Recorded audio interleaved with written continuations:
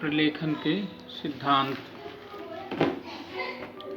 Students, आज हम पढ़ेंगे प्रलेखन के सिद्धांत। रोगी का चिकित्सा रिकॉर्ड स्थायी वैधानिक रिकॉर्ड होता है। जो मरीज का रिकॉर्ड होता है वो उसका चिकित्सा रिकॉर्ड का स्थायी वो रिकॉर्ड हर जगह भी जाता है, इसलिए उसे बहुत अच्छे से रिकॉर्ड करके लिखा जाता है। दूसरा सिद्धांत है प्रलेखन में प्रत्येक रिकॉर्डिंग की स्थिति एवं समय अंकित होना चाहिए। मतलब जो भी डेटा आप लिख रहे हैं उसका प्रत्येक रिकॉर्डिंग जो चीज़ें आपने मरीज के साथ अप्लाई किया है उसका एक एक चीज़ उसमें लिखा हुआ होना चाहिए। जैसे कि आपने उसको कब एंटीबायोटिक दी हुई है, कब उसको एनाल्जेसिक दिया है, कब उसको दूसरे वार्ड में शिफ्ट किया हुआ है, कब उसको वोमिटिंग हुई है, किस समय उसको पेट में दर्द उठा है, वो सारी चीज़ें उसके रिकॉर्ड में अंकित होना चाहिए। अगला पॉइंट आता है केवल उसी सूचना को रिकॉर्ड करें जो रोगी के स्वास्थ्य के लिए लाभदायी होता है। जो हम उसके रिकॉर्ड में वही चीज़ सूचना लिखते हैं जिसके लिए वह उत्तरदायी है ना। अगर हमें अननेसेसरी रिकॉर्ड को नहीं लिखना होता है, अगर कोई अननेसेसरी डाटा रिकॉर्ड आ रहा है, जैसे उसको कब प्यास लगी, कब भूख लगी, ये चीज़ें हमको नहीं लिखना है। जो उसको कॉम्प्लिकेशन हो रहा है, जब उसको पेट में दर्द हो रहा है, जब उसको उल्टियाँ आ रही हैं, जब उसको बुखार आ रही है, वो चीज़ें हमको उसके रिकॉर्ड में लिखना है।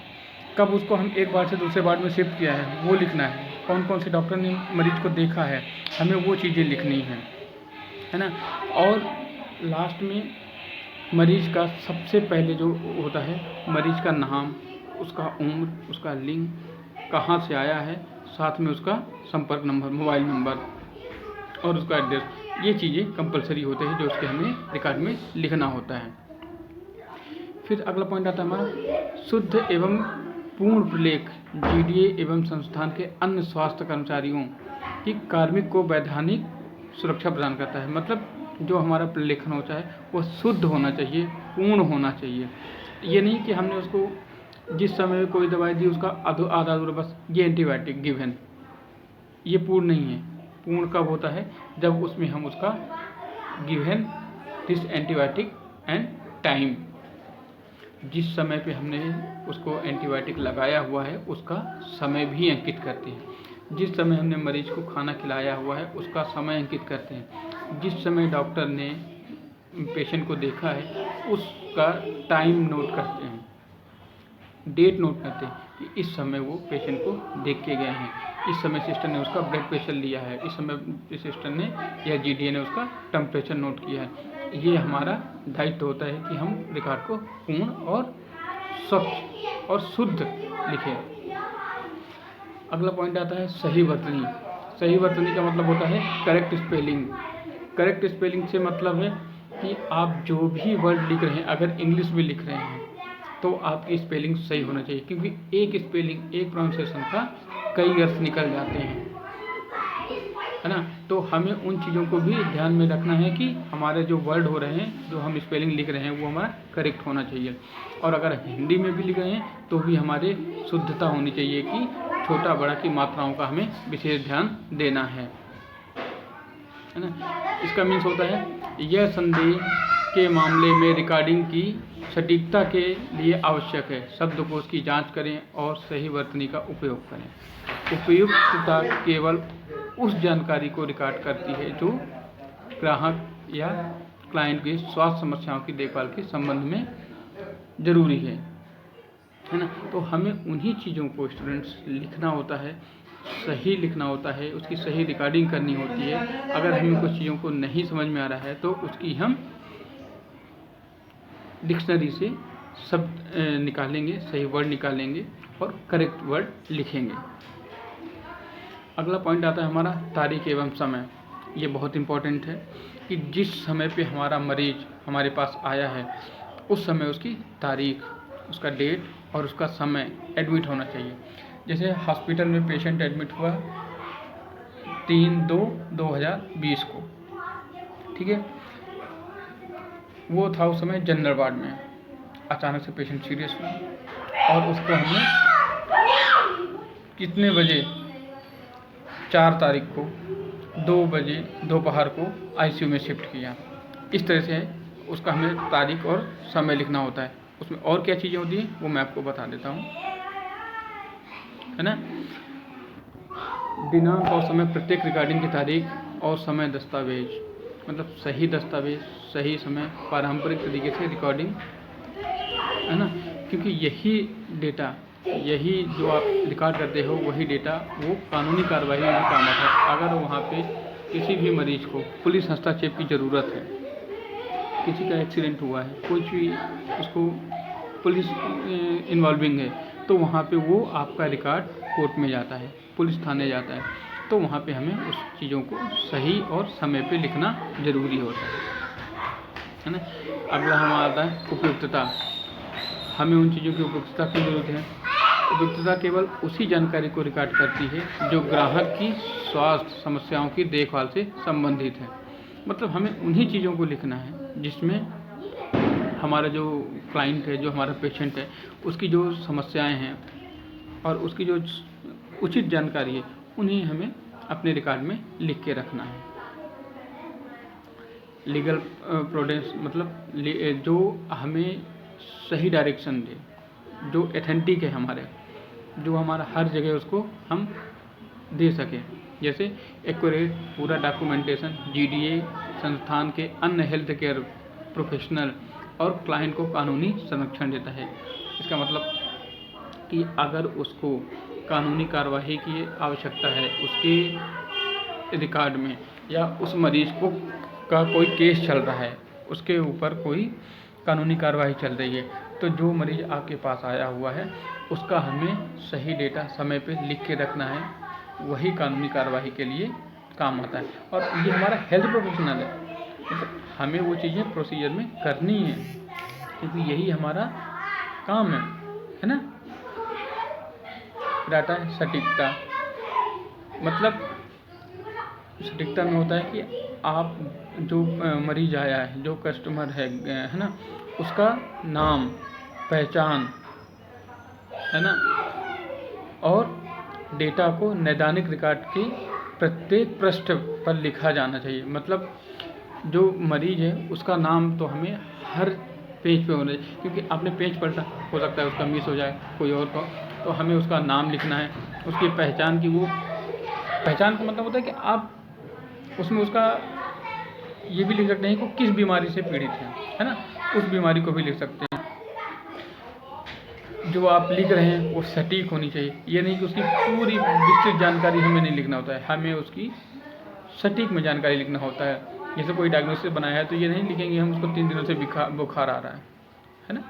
हमें ये चीज़ें उसमें नहीं करनी होती हैं कि मरीज को 3 दिनों से बुखार आ रहा है, उसमें ये लिखना है फीवर 3 डेज आफ्टर या बिफोर, पहले या बाद में, आज से 3 दिनों बाद में, है ना। तो हमें उन चीज़ों को भी लिखना है। सटीक टिप्पणी होनी चाहिए।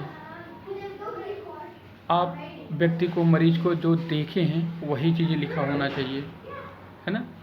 अन्य स्वास्थ्य पेशेवर द्वारा किए गए अवलोकन को इस तरह से पहचाना जाना चाहिए। मतलब जो मरीज आपके पास आया है, जिस बीमारी के लिए है, आप उसकी पहचान करें कि मरीज को क्या समस्याएं हैं, है ना।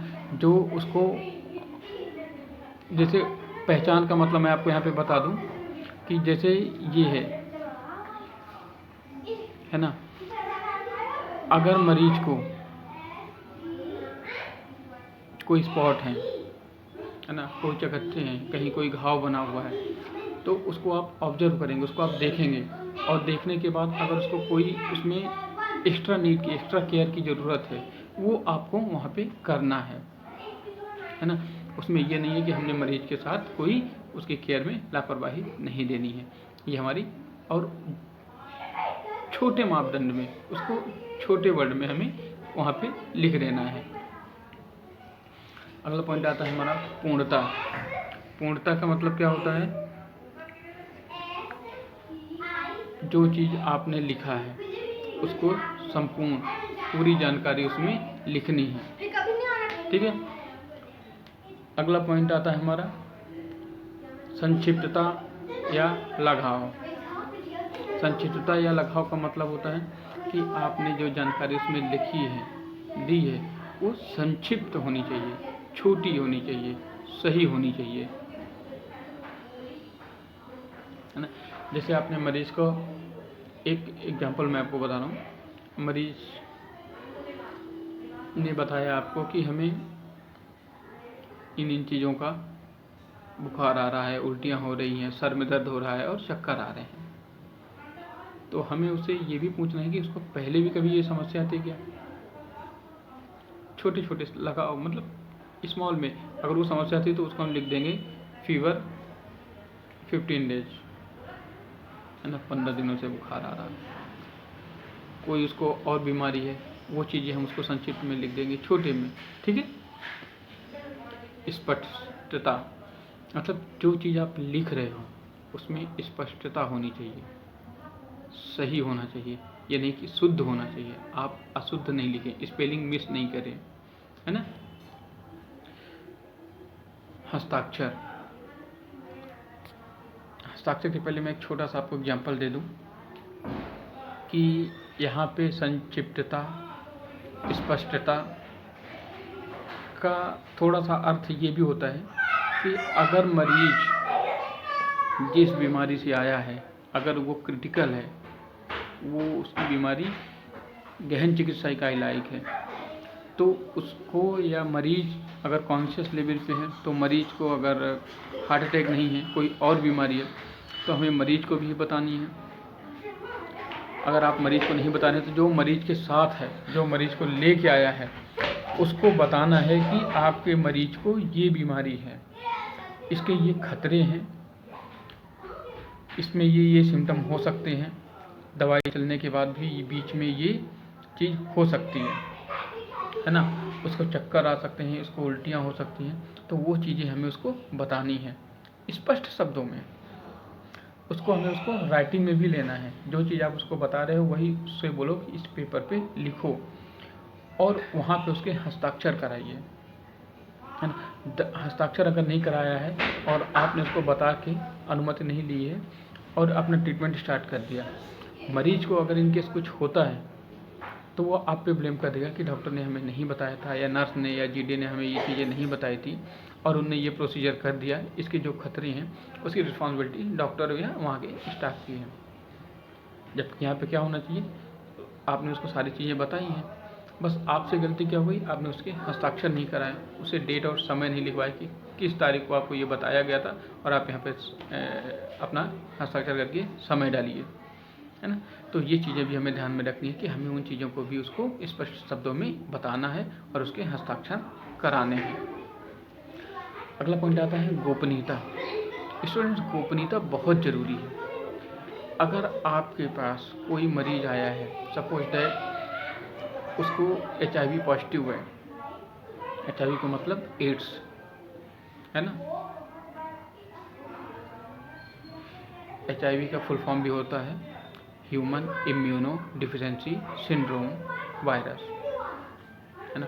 अगर उसको HIV पॉजिटिव है और आप बाहर उसको शोर कर रहे हैं, तो कोई भी उस पेशेंट से बात नहीं करेगा, उससे डरेगा, है ना। तो ये गलत है। आपके पास मरीज आया है तो आपको उसको गोपनीयता बरतनी है, उसको फाइल में हमें अंकित करना है, उसकी फाइल में हमें लिखना है कि ये पेशेंट HIV पॉजिटिव है, ताकि दूसरा स्टाफ जो आए वो अपनी केयर के साथ अपनी सेल्फ केयर भी कर सके और वहाँ पे मरीज का ट्रीटमेंट भी, इलाज भी कर सके। दूसरा आता है कि अगर मरीज को कोई अन्यत्र बीमारी है ना, जैसे वो स्मोक करता है या कुछ एडिक्शन है उसके पास, तो हमें उसके परिवार वाले को तो बताना है। ऐसा नहीं है कि हमें उसके परिवार वालों को भी हम नहीं बताएंगे, है ना। उसके परिवार वालों को हम बताएंगे कि मरीज को ये बीमारी है, आपका मरीज एडिक्शन लेता है, आपका मरीज नशा करता है, लेकिन हर जगह उसको हम शोर नहीं करते हैं, ठीक है। ये हमें गोपनीयता भी इसमें बरतनी होती है। स्टूडेंट, आप लोगों को मेरा पढ़ाया हुआ समझ में आया होगा, है ना। धन्यवाद।